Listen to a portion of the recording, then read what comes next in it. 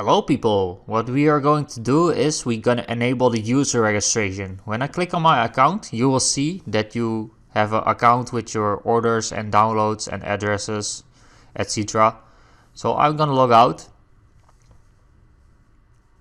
right over there and you will see a login page. So that's not what you want. When you click on registrate and sign in, you will see only this login page. So we're gonna change that soon. So, okay, back to our dashboard. And we're gonna navigate to WooCommerce and settings. And once you're there, I will want you to navigate to accounts and privacy. And right over here, you can check this box by guest checkout. Allow customers to place orders without account. So I'm gonna check that box, and that's the only thing you need to do to enable your guest checkout. So yeah, I will click on save changes and I will wait.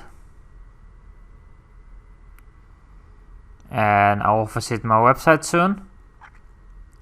And when you log out, I'm going to log out and I'm going to enter my website URL. And you will see that there is now a registration page. So that's great. You can also register right now.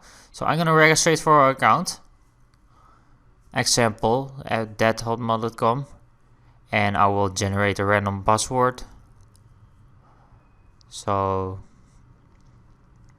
And I will register. So this will take you to a page like this. Okay, you've successfully enabled your user registration. So that's great. You can see here your orders and a lot of stuff. So yeah, that's probably how you enable your user registration. See you soon.